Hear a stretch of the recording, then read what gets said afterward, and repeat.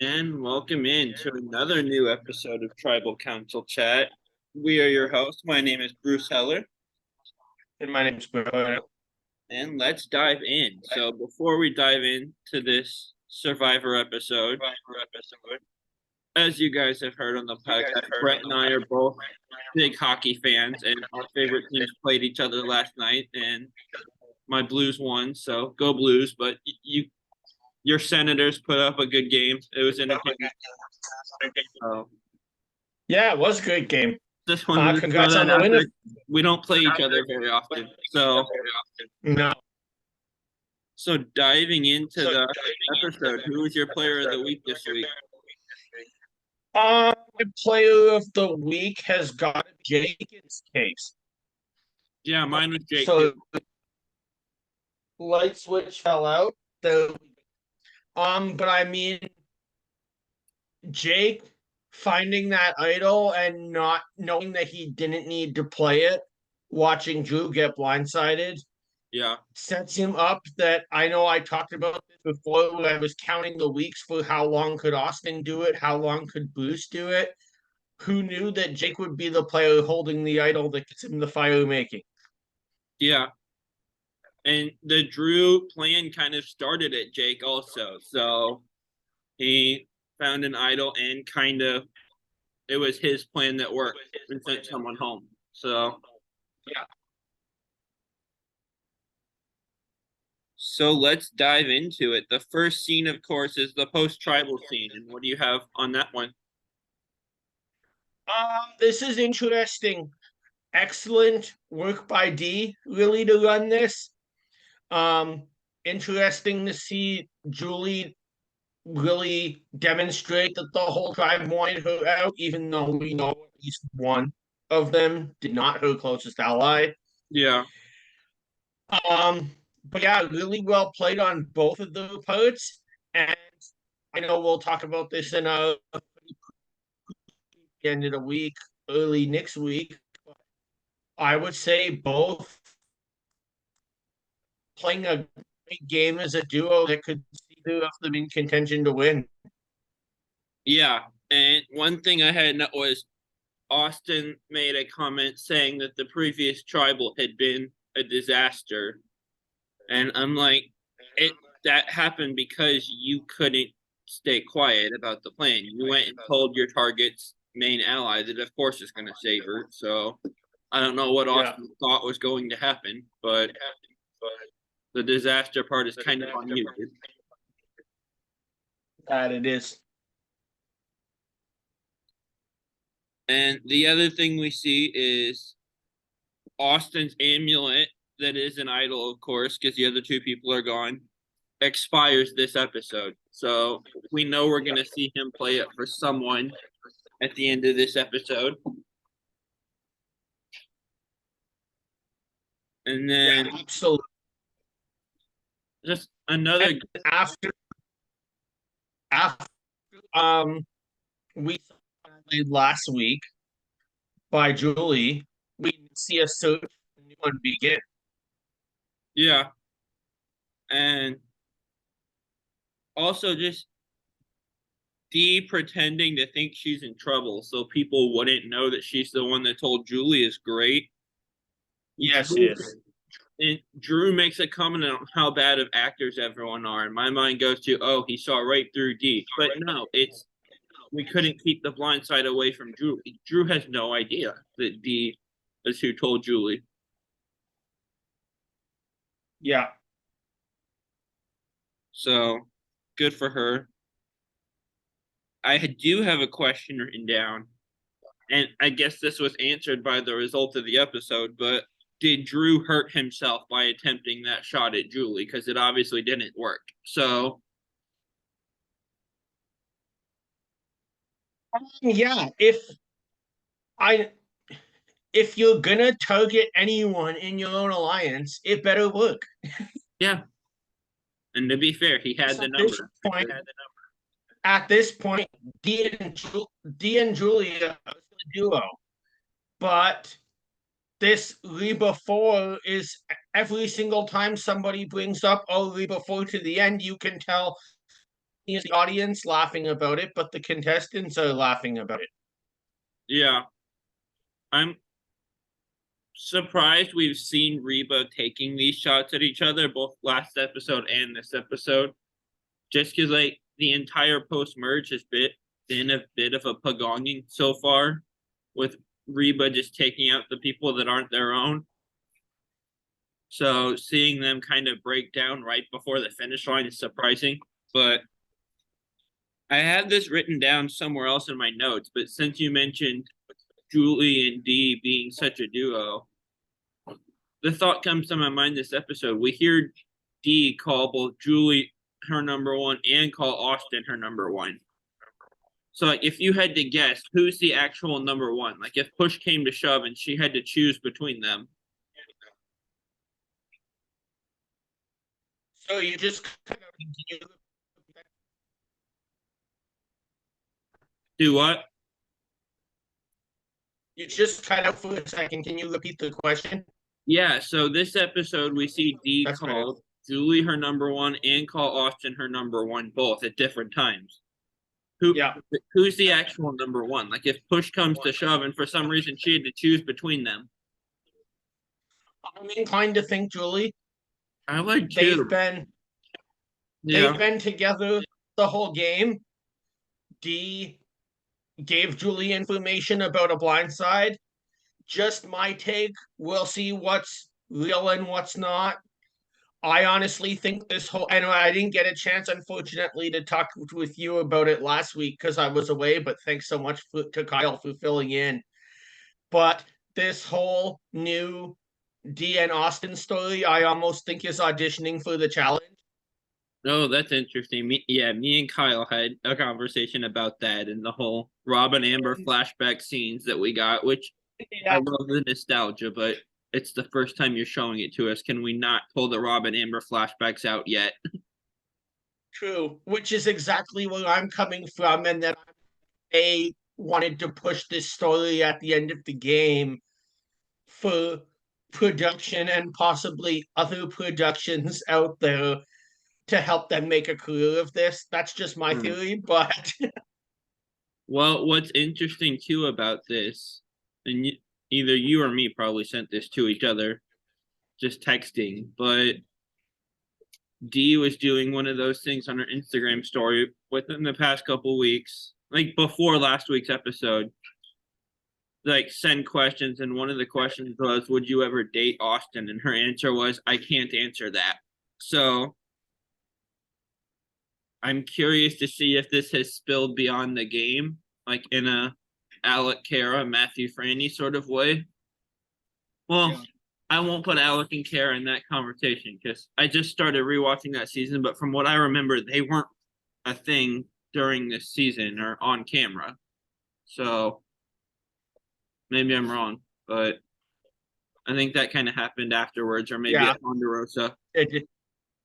Exactly. But Franny and Matt last season were definitely a thing, and to my knowledge, still are. So, they are. They were both at Up together in New Orleans last week. Love that. Me and Kyle couldn't. I think you listened to the episode. Me and Kyle couldn't remember if they still were or not. So I love hearing that they are. Good for them. The next scene we see is kind of a wild one because when it started, I like briefly had flashbacks to like an iconic Kagion scene when like Katurah gets up early in the morning to go look for an idol. And the reason I got Kagion flashbacks is when Dee and Austin see she's gone and they also get up. It reminded me of the scene from Kagion where Wu just takes an idol clue out of Spencer's clothing pile. And then the entire camp is in pandemonium for like ever. And Wu has a great confessional about sprinting through the woods like Sonic the Hedgehog. That's the pandemonium I was expecting from here. It didn't near get to that level, but no. I mean, it's hard to get to Wu levels. He's amazing at that sort of confessional, but that whole scene was just chaos, and they end up sending Cass to babysit Spencer, who finds the idol right in front of her anyway, and she doesn't know about it. That's such a great idol. This was a good idol hunt too, even though no one found it. But like, I Yeah. get where Katurah is coming from. She doesn't know how safe she is, but her own reasoning isn't even herself. It's, I don't want Julie to find this. And then Katurah makes a great point too, and I know I've said it about her a couple of weeks ago, and that right before I went away. And that's that she said finding an idol is great at Final Tribal Council. Yeah. And I've I know long on this podcast predicted that I think Katurah is that new era zero vote finalist in this season. Yeah. So maybe could have found an idol and done something big with it. She might have been able to turn her game around. Yeah. So we'll see. So they notice she's gone. Austin and Dee find her idol hunting, and I feel like she handles it okay. Like, it doesn't blow her up the way it usually does when people get caught idol hunting. I mean, So at this point of the game, when an idol is just played, you can bet that we're seeing her idol hunting and them catch her, but that's probably television. I can almost guarantee that everybody is idol hunting. yeah, true. Well, someone was asleep. I forget who that was, but someone was still asleep while this was going on. Yeah. So our next scene is an interesting one, and it's on the beach. We see Julie and Drew just kind of talking about how to rebuild trust with each other. But also in confessionals, they're both saying they don't see a way to move forward with the other person. So Yeah. this conversation isn't actually going to go anywhere. It's them both kind of being performative to try to make the other person feel secure. So Exactly. which makes sense. And there's another conversation with Drew we'll get to later where he kind of throws a fit. But next, so Julie comes back from that scene with Drew and says, Dee, can I have a minute of your time? And Julie and Dee go off in the woods. And see, this is where I wrote down that Dee had called Julie and Austin both her number ones. And right here is where the two of them identified Drew as a target and put him on their radar. Yeah. So I guess they kind of mentioned it first. I said it was Jake's plan because like he's the one that kind of was talking to Julie about it before Tribal and started that conversation. But I guess technically they said it first. Yeah, absolutely. I'll still give was going all over the place because that Drew, to his credit, and we'll talk about the end game after, but he has played such a great game at this point yeah. that of course he's going to be a target. I mean, of course, everybody here is going to be a target, but if I'm looking at, let's put me as an outsider, if I'm looking at who I don't want to sit next to, Austin, Dee, Drew are probably the names that come to mind. Yeah, but Julie's the target everyone wants out for some reason. Yeah. Which, that's not a knock on Julie. I just don't get why she's so like public enemy number one. She has to go. Yeah, Dee exactly. and Drew have both played better games, and maybe Austin has too. I would agree. Of course, I also didn't get why everyone wanted Bruce out. I figured he'd be a good goat to sit next to at the end, but I would also have agreed with that. so we get to the reward challenge. So maybe this jury is going to be very different than some other new era juries that we've seen, just with the personalities on it. This We'll jury find out has final. been on it with the jury reactions, man. It's been so much fun. Like Yes. the way Aubrey was with her jury reactions on Edge of Extinction, it's like an entire jury of that. Yeah. It's amazing. Because Kelly and Caleb are both bringing it every week. There's been a couple moments where Bruce's reactions are funny. Like Hey, it's Kendra. awesome. So we get to the reward challenge. And before we get to the challenge itself, because it's a new challenge we haven't seen before, the reward is a picnic at a sand spit, and you get there by helicopter. And I'm excited. It's finally a reward that's not at the sanctuary. Like we're Yeah. finally diversifying that a little bit. I love this too because we all know like the significance of the sand spit in modern survival. Like this isn't just going to the ocean. This is going to have a picnic at the location of the champagne toast in Winners at War. Yeah, true. That thought didn't even occur to me. And like, I don't really have anything against the sanctuary. I'm just kind of like, we're doing all our rewards at the same place now. Like, I'm kind of over it right now. But so this was fun. The helicopter ride had kind of an old school feel to it. The helicopter ride itself was funny because of Katurah, but we'll get to that. But what did you think of the challenge itself? Because I thought this was a lot of fun. Yeah, it was definitely a lot of fun. Um, Overall, it was interesting to see who ended up going on the reward, but Yeah, it I was. really like this challenge. I really always need to see them put in new stuff, something we don't see as often anymore. Yeah. So, Honestly, watching them like on top of those barrels moving forward by grabbing, my thought was, I don't know if I'd be good at this or not, but man, I want to try that. That looks like fun. And then, it would have been so much fun. But I also think it's like it might be difficult, but it yeah, also might be something that a random player who maybe isn't a quote like challenge beast could just excel at. well, and the fun aspect is illustrated by Julie, who was not near the lead of that part of the challenge. Yep. She's like, oh, this is fun. Like as she's trying to get across on the barrel. I probably would have fallen off the barrel at least once, but that part of the challenge looks like so much fun. Yeah. I'm sure everybody fell at some point and it was just for airtime that we didn't see it. True. So Austin wins the reward. And see, what's interesting is like it seems like he and D have been downplaying this new romance, Yeah. yet he immediately picks her first for the reward, like no hesitation. Of And so course. if people didn't realize it then, they'll probably start thinking about it then. And after them, like basically holding hands on the helicopter, we know Katurah, she's probably going to come back and share that and use that information against one of them if she needs to.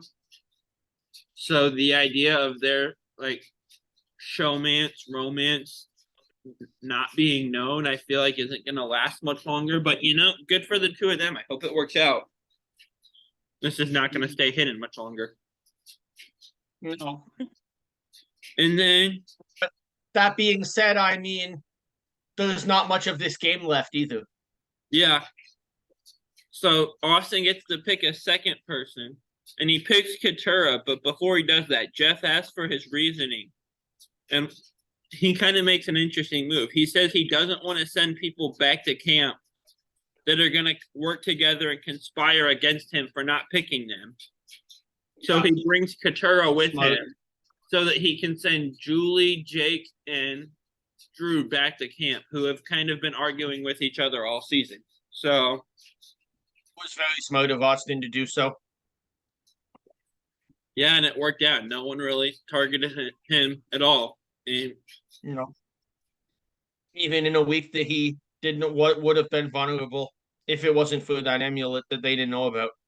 yeah, and the scene back at camp while the reward is going on, and you said this when we were texting last night.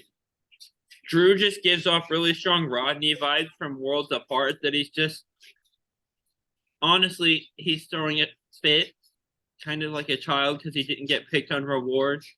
And even Jake's like, hey, we're still on Survivor. This is still pretty cool. And Drew's response is, I've had to scrape the rice pot so many times, and just throws the rice pot across camp. Like, yeah, serious. it was great. Seriously, does he not know how many people want to be in that position? Yeah, I get it. He's frustrated. It's good TV. I'm just kind of over Drew in that moment. I'm like, come on. Yeah. But also back at camp, we see Jake and Julie idol hunting. And the way they describe this to Drew is, oh, we're looking for peppers. And we have this confessional of Jake just saying all the places they're looking for peppers, where it's places they obviously wouldn't be. So he means Ben Idol. He's like, oh, we're looking for peppers under this rock. And I just was laughing. Not as much as I laughed last week at the scene in the ocean where it's so awkward. They're just reading their buffs to each other. But I laughed a lot at this scene.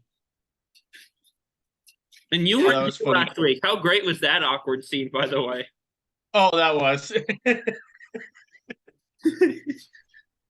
It's just amazing. But yeah, so I love Jake. Like, he survived being the target a bunch of times, and he's just funny. Like, and now Jake has an idol that will get him the fire making, and if he can win that, I think Jake could seriously win this game. it depends on who he's next to. Yeah. Because if Julie or Austin are both there, one of them wins against Jake. I don't know. Austin's a maybe. D beats anyone at Final Tribal. I'm convinced of that. Julie, everyone seems to see as a threat. I think it's kind of overblown. I don't really know what all the hype is about, but yeah. So, moving on from the scene at camp to the actual reward, and this confessional D has about her and Austin during the reward is just really cute to me. I like this. Where, like, I don't know if you've seen The Office or not, but the scene where, like, but you haven't? Not much. Okay, so like the big on again, off again thing is Jim and Pam and whether they will or not. And the first time, like, he asks her out on a date, she's like, because it's like this fake documentary thing. She's giving like a confessional in her interview, and he pops in and asks if she's free for dinner that night. And then she just kind of smiles and goes, "What was the question?" Just out of happiness and forgetting the question. And that's what this confessional with D made me think of. So I have really enjoyed seeing her. The reward is really cool. Yeah. Katurah just being the third wheel. Just a side note, because you mentioned The Office. If anybody wants a quick laugh, especially a Survivor audience, go on Google or on YouTube and just put Survivor The Office and wait till you see like that show describe every Survivor season up to 40. It's really funny. I will have to find that after we get off of here. I'll send it to you. Okay. I thought you would have seen it. So yeah, D and Austin having great time at this reward. Katurah on the helicopter ride, realizing the showmance in real time, being like, "Oh, I'm a third wheel. Oh well, those two can stay like that. I'm more focused on the game." It was a great scene. It's very on brand for her. So it was. The thing is, like, she can say that even if she makes it to the end. I don't feel like she has a strong chance of winning, unfortunately. Yeah. But and I haven't always been a huge fan of her. I haven't like disliked her. I just haven't been a huge fan of her throughout the season. But the last 3 or 4 episodes, I'm coming around. We got to hear her backstory last week, which was just awesome. Me and Kyle talked about that. It was. I like Katurah a lot. Like, the character, her game has been 90% tunnel vision on one person. I don't think she has much of a chance to win, unfortunately. But yeah, this reward was really fun. Once Bruce went home, she's been a totally new character that if she played a more dynamic game like that the whole way through, could have been a much stronger competitor in this game. Yeah, if it hadn't been so much tunnel vision, who knows what could have happened. But yeah. And so we're back at camp. Jake finds an idol clue, and this idol clue is funny because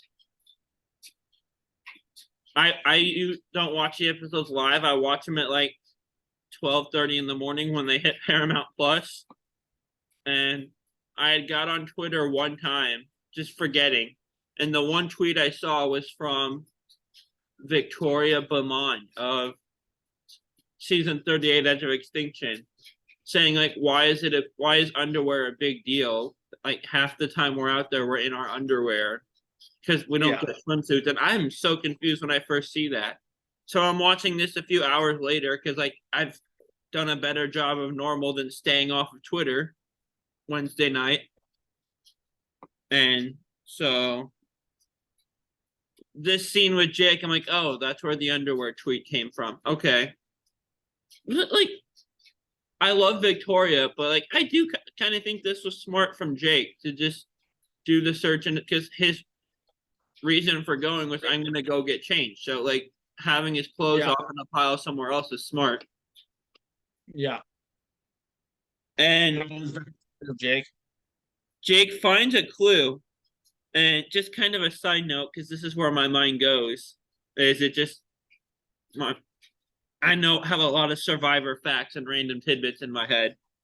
The idol clue saying you had to be stealthy, my mind goes to what we saw in 39 and in 40 of like pre-merge idol having to go get it from the other tribe's camp overnight while they're sleeping. Is That's what interesting. just stealthy made me think of that, just the word alone. And I really wish they would bring that back. I loved that, especially the Tony version of it, where he's just being insane and wanting to put like, What's yeah, and just wanting her to put ash on her face as camouflage out of the as if that's fire. gonna work? Like, it was exciting on 39 too, when I think, oh, what's his name? Vince did it, I believe. So that has nothing to do with this situation, but the word stealthy made me think of that, and I wish they would bring that version of the idol back, where they have to go to the other tribe's camp. But the idol is not at another camp; it is inside the raft, and Yep. Jake finds it. So good for him. Yeah, good for him. I know I've alluded to it many times, but I mean, Jake is at this point, just based on that, in the best position of anybody to get to final three. Yeah. And so speaking of, because I was gonna say D wins immunity. Between the immunities and the strong gameplay, Kyle made a comparison last week between D and Kim Spradlin, and I wanted to see what you thought about that. It's interesting. I never thought of it, but now that I think of it more, since he said that, I mean, I can see it. I can see it a little bit. The only thing is that'll make it a bit different, and this just comes to mind right away, is D is playing against a much stronger cast than Kim did. Yeah, and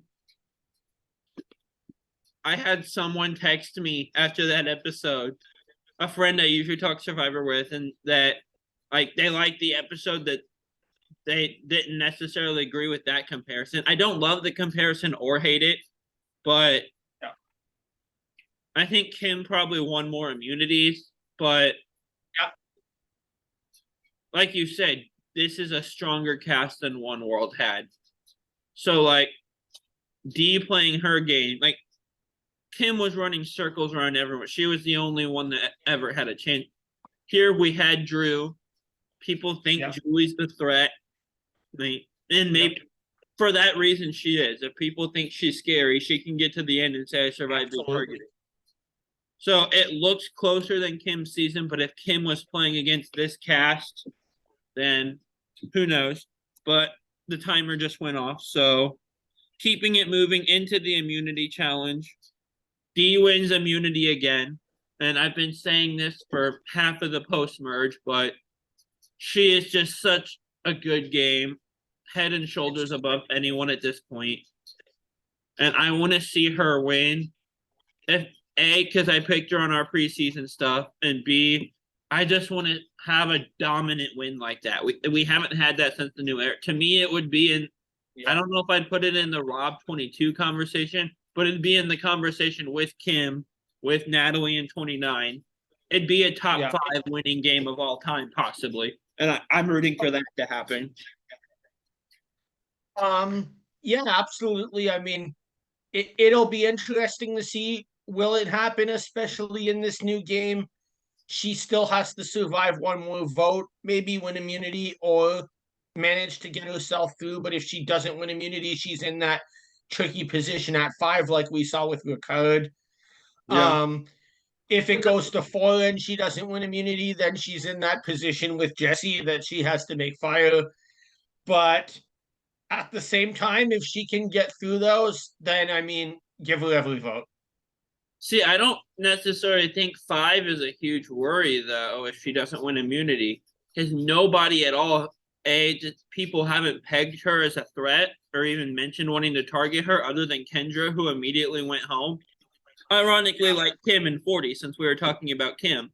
But even if Katurah or Jake wanted to go after Dee, Dee's got Austin and Julie that are like this with her.